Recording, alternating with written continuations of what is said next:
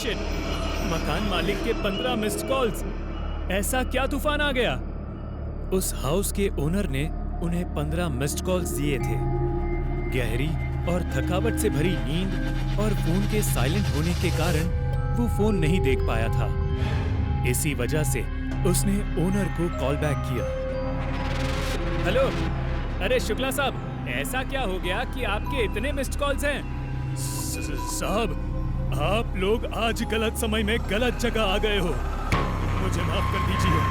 मैंने कुछ पैसों की लालच में आपको उस फार्म हाउस का सच बताना जरूरी नहीं समझा। सबसे पहले तो आप जाकर बेसमेंट का दरवाजा बंद करिए, क्योंकि मुझे बाद में याद आया कि वो दरवाजा तो खुला ही हुआ है। वो हैवान कभी भी वहां से निकल सकता है। कौन हैवान? आप क्या बात कर रहे हो? इतने में फोन अपने आप कट गया। मकान मालिक कुछ बहुत जरूरी बात बताने की कोशिश कर रहा था, लेकिन अफसोस आज किस्मत भी इनके साथ नहीं थी। क्या हुआ? सुमित, क्या बात हुई? वो कुछ बेसमेंट के बारे में बता रहे थे कि जल्दी से दरवाजा बंद कर लो, वरना वो हैवान कभी भी वहां से निकल सकता है। ये शुक्ला भी ना, इसीलिए तभी मैंने इस पर गुस्सा किया था। ये कोई वक्त है मजाक करने का? इतने में एक और तेज गुर्राहट पूरे फार्म हाउस में गूंजने लगती है। यार, तुम लोग रुको, मैं जस्ट अभी देखकर आया कि कहीं बेसमेंट से तो ये आवाजें नहीं आ रही। सुमित भागता हुआ बेसमेंट की तरफ जाता है और दरवाजा बंद करने के मकसद से वो बेसमेंट के बाहर खड़ा हो जाता है। तभी सुमित की एक तेज चीख निकल जाती है, जिससे सब बहुत ज्यादा घबरा जाते हैं। Oh shit! सुमित! सुमित! हर कोई सुमित को आवाज लगाते लगाते बेसमेंट में पहुंचते हैं, तो उनके होश उड़ जाते हैं। उनके पैर, हाथ और जबान सब एक साथ कांपने लगते हैं। सुमित,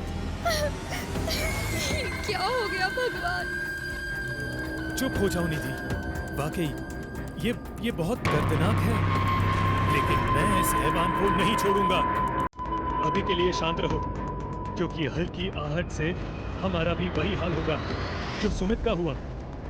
जब वो सभी सुमित की चीख पर बेसमेंट गए, तो उन्होंने देखा एक 7 फुट का मॉन्स्टर उल्टी दिशा में घूमे सुमित के गर्दन को नोचे जा रहा था। ये दिल दहलाकर रख देने वाला दृश्य देखकर बचे तीनों धीरे धीरे पीछे हटने लगे। वो तीनों अब एग्जिट गेट के करीब पहुंच चुके थे, लेकिन तभी वो मॉन्स्टर एकदम उनके सामने आकर्षित हो गया और अपनी तलवार से सुशांत की गर्दन को एक पल में उसके शरीर से अलग कर दिया। इससे पहले कि वो मॉन्स्टर निधि और स्नेहा की तरफ बढ़ता, एक तेज फायर स्मोक था वो जो पूरे घर में फैलने लगा, जिससे वो शैतान पीछे हटने लगा। ऐसा लग रहा था उसे उस चीज से डर लग रहा था। तभी दरवाजे पर दस्तक हुई। दरवाजा खोलो, मैं हूँ शुक्ला। वो दोनों बहुत ज्यादा डर गए और दरवाजा खोलने पर उन्हें बाहर उनके मकान का मालिक खड़ा दिखा। वो भी अपनी आंखों में आंसू लिए था। मैडम, जल्दी से यहाँ से निकलिए। ये जिस शैतान से अभी आपका सामना हुआ था, वो असल में एक ऐसा शैतान है जो इंसान के जिस्म का पूरा खून निगल लेता है। दोस्त, भूतिया जगह हमेशा अजीब और खतरनाक ही होती है। बस अब सोचना कम कर और टॉर्च की मदद से पिक्चर्स कलेक्ट कर। रिहांत उस गुफा में टॉर्च के सहारे आगे बढ़ने लगता है और साथ ही साथ गुफा के हर तरफ की तस्वीरें खींचने लगता है। रिहांत को तभी बड़े बड़े कदमों की आवाज सुनाई पड़ती है। ये आवाज उसके ठीक बगल से आ रही थी। वो उस कदमों की आवाज का पीछा करते करते गुफा के आखिरी छोर पर पहुंच जाता है। अब वो गुफा के अंत में पहुंच चुका था। उसे गुफा के अंत में एक दरवाजा दिखाई देता है। उस दरवाजे पर लिखा था दूसरी दुनिया का दरवाजा। रिहांत मन ही मन में ये सोच रहा था कि कहीं ये दरवाजा दूसरी दुनिया का तो नहीं। तभी उसे उस दरवाजे के पार से एक आवाज सुनाई देती है। रीहू बेटा, मैं तुम्हारा दादा, मेरे पास आ जाओ बेटा। बाप रे, ये कैसा दरवाजा है? ये तो मेरे दादाजी की आवाज है। रिहांत को उस दरवाजे के पीछे से उसके दादाजी की आवाज सुनाई दे रही थी। वो सुनकर रिहांत खुश और इमोशनल दोनों था। इसी इमोशन में वो एक गलती करने जा रहा था। उसने दरवाजा खोलने के लिए हाथ आगे बढ़ाया कि तभी पीछे से अभिमन्यु की एक तेज चीख पूरे गुफा में गूंजने लगी। बचाओ, बचाओ मुझे! अभिमन्यु की चीख सुनकर रिहांत भागता हुआ पीछे गया। इतने सब में तो वो अभिमन्यु को लगभग भूल ही चुका था। रिहांत अभिमन्यु के पास पहुंचा। वो बिल्कुल नॉर्मल खड़ा था, जैसे कुछ हुआ ही ना हो। अभिमन्यु, ये कैसा गंदा मजाक है? तुम अभी चीखे क्यों? अभिमन्यु हल्का मुस्कुराता चुपचाप खड़ा रहा। इसके बाद रिहांत अभिमन्यु को अपने साथ उस दरवाजे के पीछे चलने का इशारा देता है। दोनों उस गुफा के आखिरी छोर पर यानी कि उस दरवाजे तक पहुंच चुके थे, जहां से दूसरी दुनिया का रास्ता शुरू होता है। अभिमन्यु, यार ये देखो, पता है मैंने अभी तुरंत कुछ देर पहले अपने दादाजी की आवाज इस दरवाजे के पीछे से सुनी। मुझे लगता है इसके पीछे मरे हुए लोगों की दुनिया है। तो दरवाजा खोलकर देख लो ना, यूं ही ख्वाबों में पुल क्यों बांध रहे हो? सही कहा, मैं दरवाजा खोलता हूं।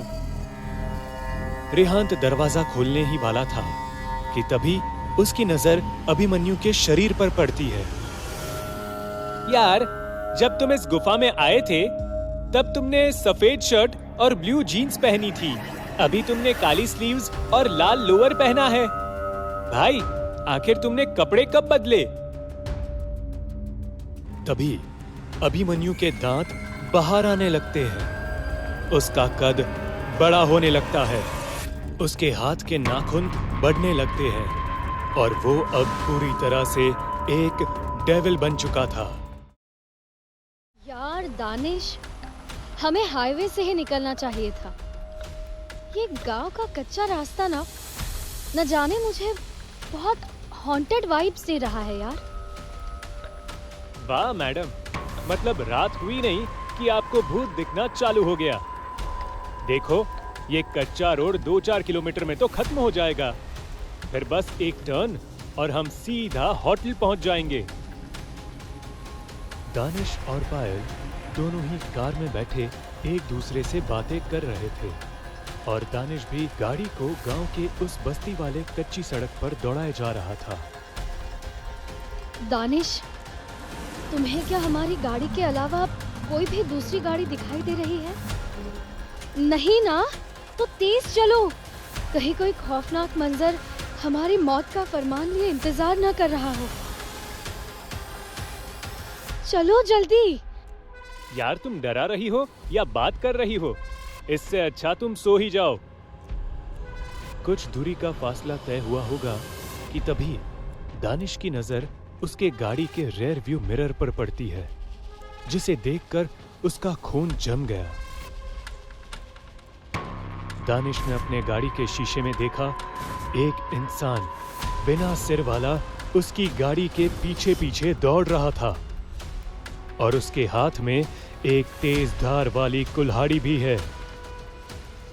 इसे देखने के बाद दानिश ने एक्सेलरेटर को बहुत तेज किया।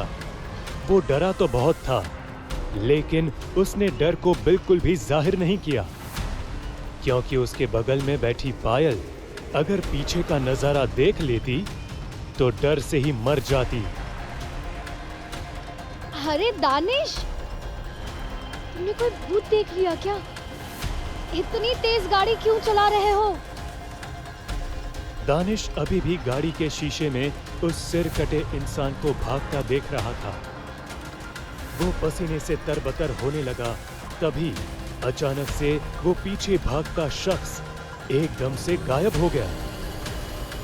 दानिश के जान में जान आई, लेकिन तभी गाड़ी की छत पर जोर से कुछ आकर गिरा। दानिश ने न जाने क्यों, लेकिन फौरन एक जोरदार ब्रेक मारी और इसके साथ ही छत पर कूदा वो सिरकटा इंसान सीधा गाड़ी के सामने जा गिरा। उस डरावने इंसान को देखने के बाद पायल की एक भयानक चीख निकल गई। और भला निकलती भी क्यों ना, वो शख्स इतना डरावना जो लग रहा था।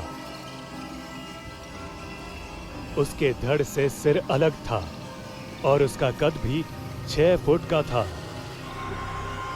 आसपास का पूरा माहौल एकदम गुफ अंधेरे और शांत माहौल में खोया था।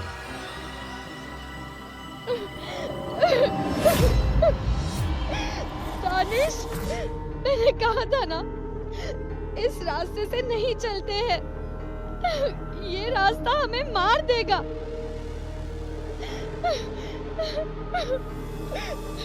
पायल, शांत हो जाओ और चुपचाप बैठी रहो।